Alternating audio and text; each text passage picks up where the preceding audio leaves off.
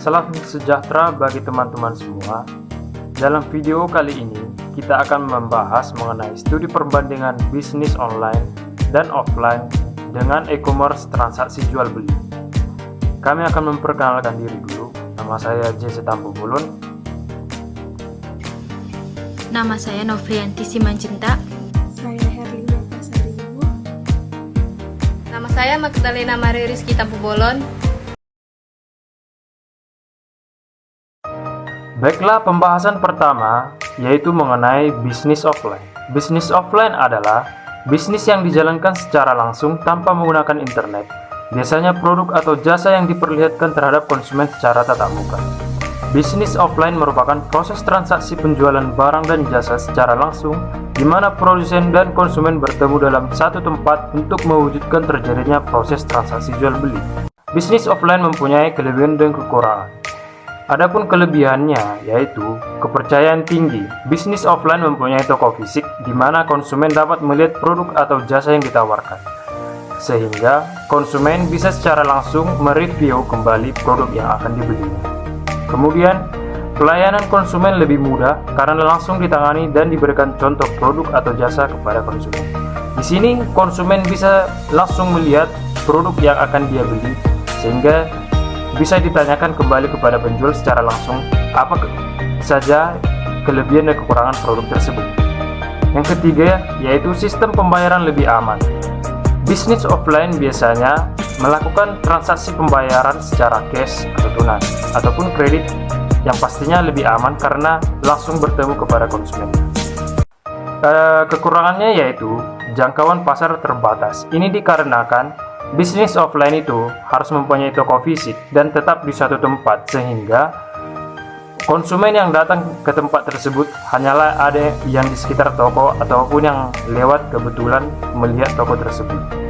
Yang kedua yaitu modal lebih besar. Ini karena produsen menyediakan produk secara fisik. Biasanya perawatan tempat, perekrutan karyawan harus dibiayai. Waktu penjualan terbatas, yaitu bisnis offline ini hanya berlangsung sekitar beberapa jam, dan transaksi jual beli hanya berlaku pada waktu itu saja. Untuk pembahasan berikutnya akan dilanjutkan oleh teman saya.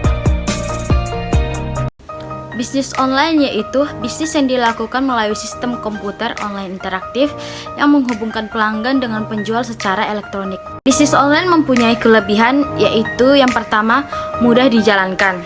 Dengan berkembangnya dunia internet dan banyaknya marketplace dan media sosial memudahkan Anda untuk membuat toko online.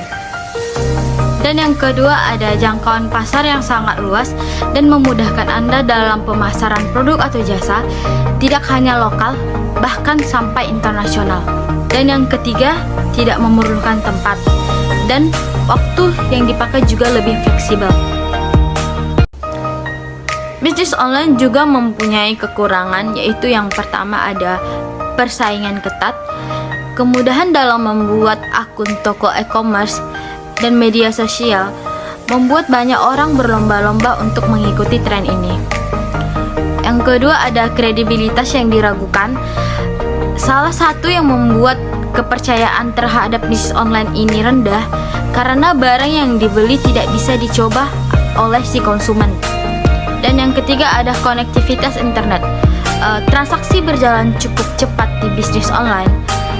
Konektivitas yang buruk bisa mengakibatkan bisnis online merugi dikarenakan konsumen akan mencari produk di tempat yang lain. Dengan bisnis offline, online, dan e-commerce.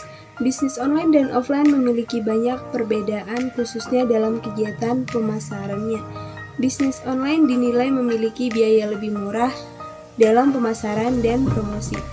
Jadi dapat dikatakan modal lebih terjangkau dibanding dengan kegiatan offline yang butuh modal besar. E-commerce merupakan salah satu platform yang mempopulerkan bisnis online di Indonesia serta membantu membentuk budaya belanja praktis di masyarakat kota besar. E-commerce sendiri adalah sebuah website jual beli yang memungkinkan pembeli untuk memilih produk yang diinginkan pada website tersebut. berdiskusi dengan penjual mengenai detail yang diinginkan atau diharapkan, lalu melakukan pembayaran dengan cara transfer antar rekening sesuai harga yang ditentukan oleh penjual. Baiklah, saya akan menjelaskan kelemahan dan kendala dari e-commerce. Menurut survei yang dilakukan oleh Commercenet, para pembeli atau pembelanja belum menaruh kepercayaan kepada e-commerce.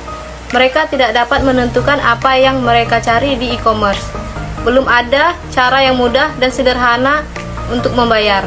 Di samping itu, surfing e-commerce belum lancar betul. Pelanggan e-commerce masih takut adanya pencurian kartu kredit. Rahasia informasi personal mereka menjadi terbuka dan kinerja jaringan yang kurang baik. Umumnya pembeli masih belum yakin bahwa akan menguntungkannya dengan menyambung ke internet, mencari situs shopping, menunggu gambar download, dan mencoba mengerti bagaimana cara memesan sesuatu, dan kemudian harus takut apakah nomor kartu kredit mereka diambil oleh hacker. Seperti yang kita ketahui di era digital ini, semua yang berbasis teknologi digital dan internet, sehingga semua orang berhak memanfaatkan semua itu dengan sangat baik.